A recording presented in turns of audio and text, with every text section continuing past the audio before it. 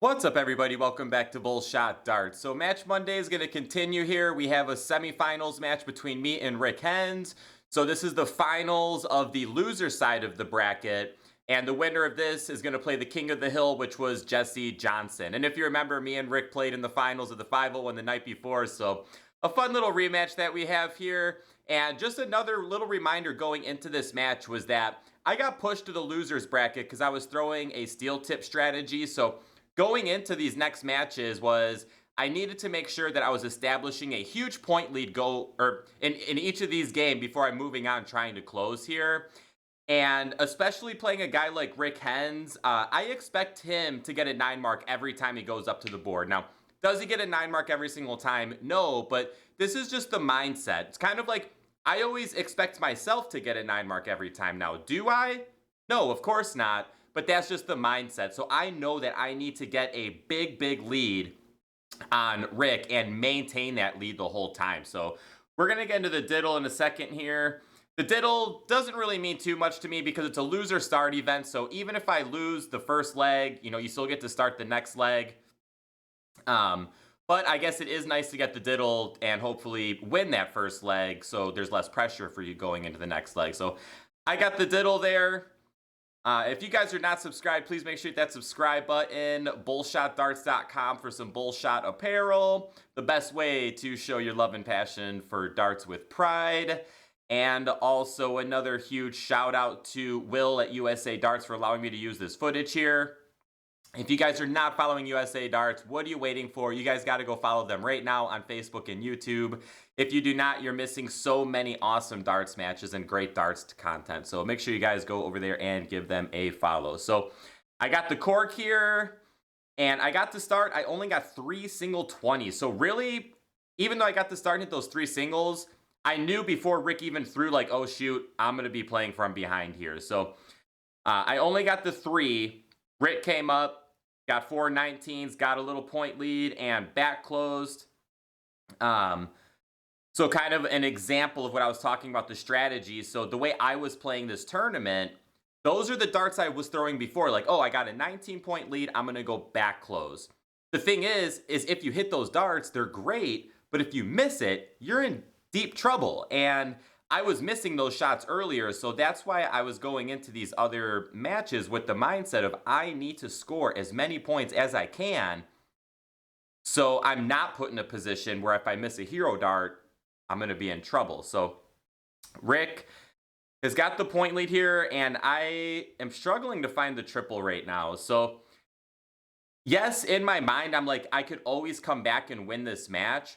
But the way Rick is throwing darts and the way I've thrown my first few turns here, I am more or less thinking about the next leg already. Of course, there's always a chance to come back. But as you can see, Rick here is just filling those triples up again. With that 9 mark there. But anyway, to put you back into my mind, it's like, okay, Rick completely destroyed you this game.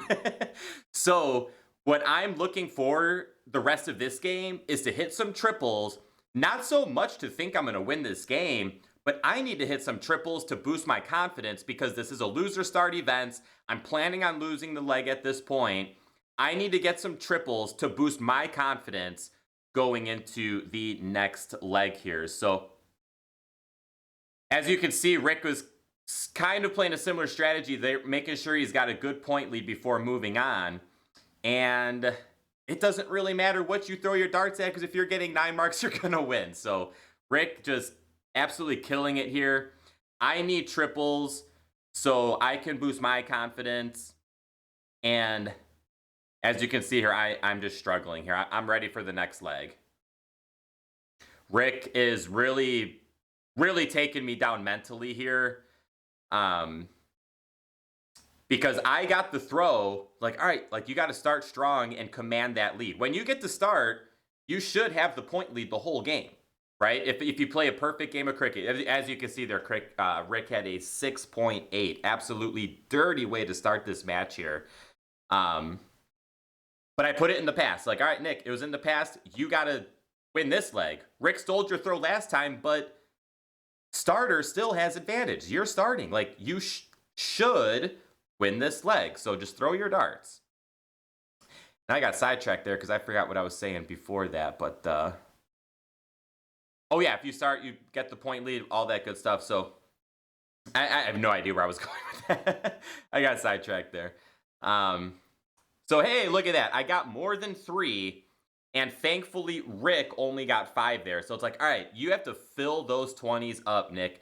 You need this point lead. Rick just came off a 6.8. You need these points.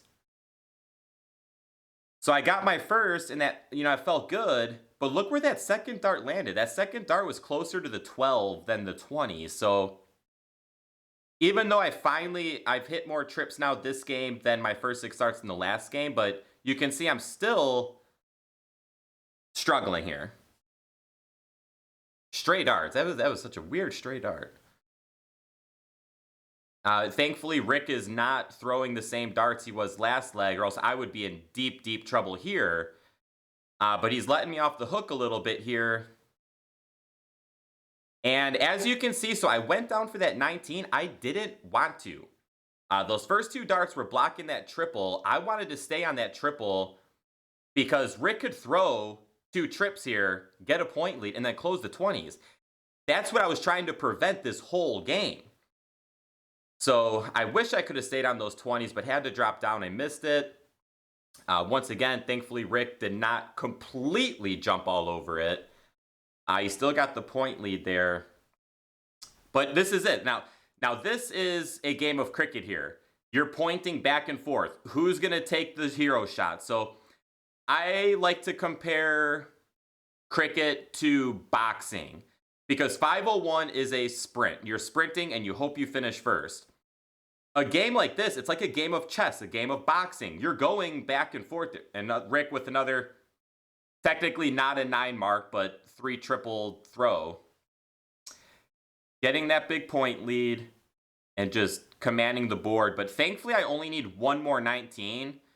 So as you can see, I go down there because it's kind of like, all right, at least I can stop the bleeding for a little bit.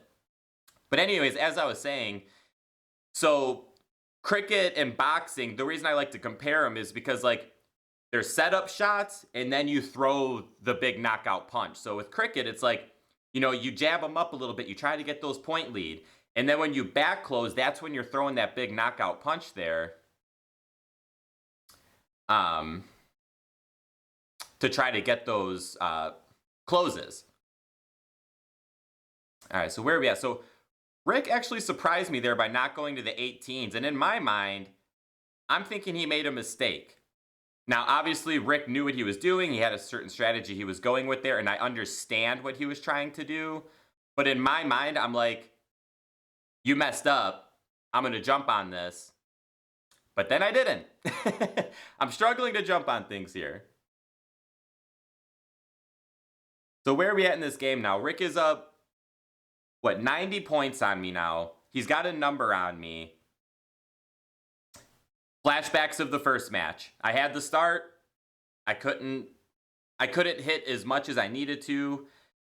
And Rick just punishing. So you see, I finally got a 7 mark, but you can see on my face, it's just kind of like, in my mind, the game's over. It's like, wow, like, you started 2 matches, and Rick just completely jumped on you. So there was Rick again, going past my number to close, leaving my number open. If Rick would have tripped that 16 instead of the 15 there, now I have to hit a triple before I can start closing. But now I have a number closed already, and Rick only has a, what, 37-point lead on here. So in my mind, I'm like, hey, if I could throw 2 triples, or actually, I don't know where I was going with that.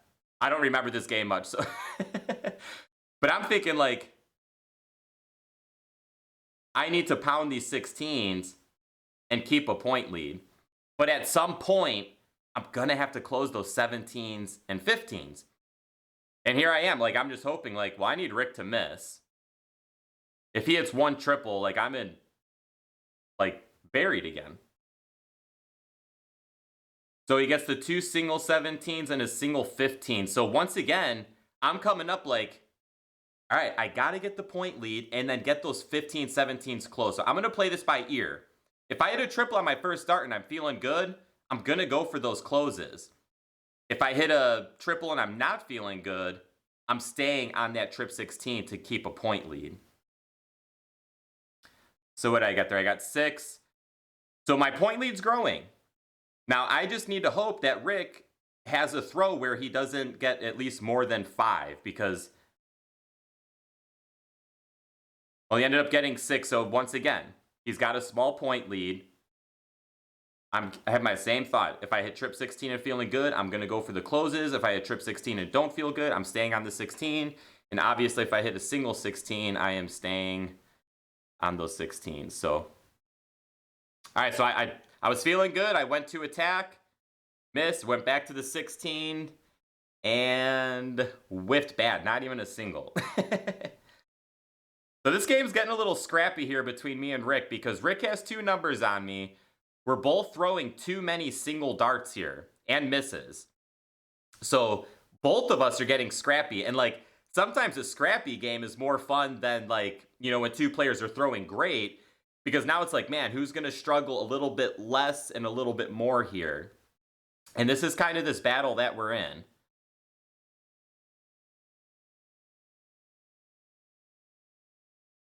I take a step back. That dart looks to be in my way. So what are you going to do, Nick? Are you going to move and still try to hit those trip 16s? Or do you just go for the attack and hope you hit those trips? Looks like I'm looking at the 17. Like, all right, you have to go with the 15. You have to, and you have to hit it. So I was able to get a little point lead and close. So that really helped me get back in driving position. And Rick still could have put the game away there. Because the 3 bullseyes. Like, all right, Nick, 3 bullseyes, game over. Like, I don't know how you got in this position to have a 3 bull shot, but you have to get it. And you have to get these first 2 legs out of your mind, because just the darts weren't very great. So 5.1 is what won this leg. Rick smoked me with a 6.8 the game before. So now, going into this diddle, this is the diddle that matters way more than that first diddle. And Rick's dart goes right in my way. I wish we could pull darts in soft tip and just count the holes, but can't do that. That's why, like, steel tip, depending on the tournament, you pull every single dart, or you just at least have the option. So there was a lot of pressure on that diddle. Rick gets the start. And I'm like, all right, well, you got the throw and lost. You had to throw again and barely won. The only reason you won is because Rick cooled off for a few throws there. And, you know, I wouldn't say I won that game. I would say Rick lost that game. He was in driving position, missed a few darts, and that's what allowed me to come back. But I need to get those legs out of my mind, because Rick got the start. You got to win. And Rick only starting with the 5 is a win in my book.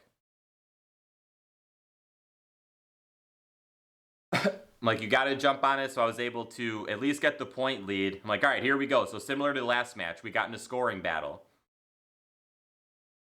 We're going to be pointing. So Rick stayed up top with all 3. So I think Rick was thinking the same thing I was thinking earlier, where I had a couple of these darts that were struggling, these hero darts, and it lost him the game last leg. So now he's like, no, I'm not doing that mistake again this game. I am staying on my points and keeping this point lead. So we both kind of have this mindset here that we need to command a nice point lead here.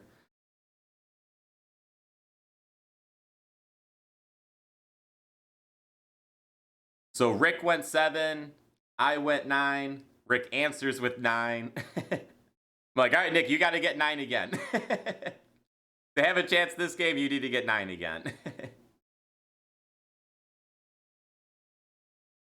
Do I? No. I get at least 7? All right, so I at least got 7, at least a little something to hold on to this point lead. In my mind, I'm like, gosh, I hope Rick does not get a triple with one of his first 2 darts because he's probably going to go attack that 19.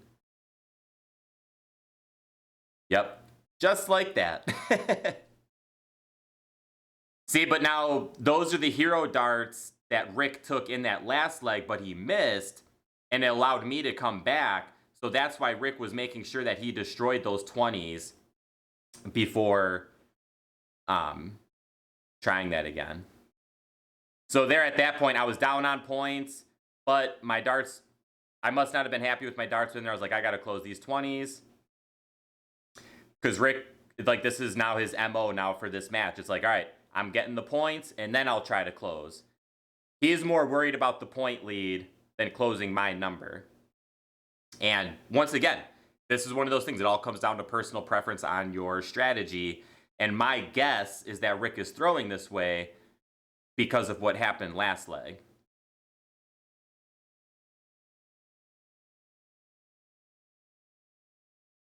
What did I get there? 7. Still not good enough. Still can't, or still don't have a point lead. And look, now if this was the first leg, I bet you Rick closes those 17s first. But he's like, nope, I'm keeping this point lead. I'm point, and then I'll worry about the back close. And now he's done that to me on what? I think the 19, 18, and 17. Like he's commanding this game. Even if I were to get a little point lead, I would still say Rick is in command because he still has those 20s and he's hitting that back close trip. So he's got the momentum too with his strategy here. Yeah, I'm way down on points here. Rick is throwing really well. I'm basically, I don't have hope. I mean, especially at this point. Fill it up, Rick. Another 9. Oh, Nick, don't look so defeated. Looks like I'm aiming at the 20. Yeah, I'm like, yeah, I'm just gonna do some triple practice here before I go home.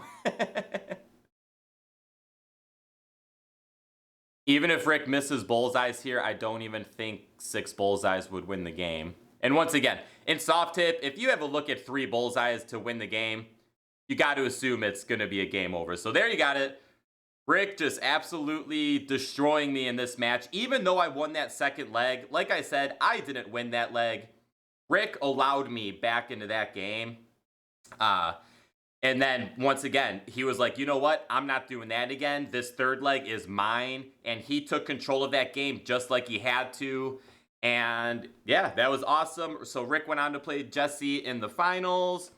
And I'm pretty sure Jesse got the win in that. That was a fun game to watch. Definitely stuck around and watched that one. So, guys, if you want to go watch that match, USA Darts, it was an awesome match. Make sure you go watch that. I guess that's it, guys. Thank you so much for watching. BullshotDarts.com for some Bullshot apparel. I guess I don't know what else to say. I think some videos probably should have popped up over here. That's it, guys. I will see you all in the next one, and shoot well.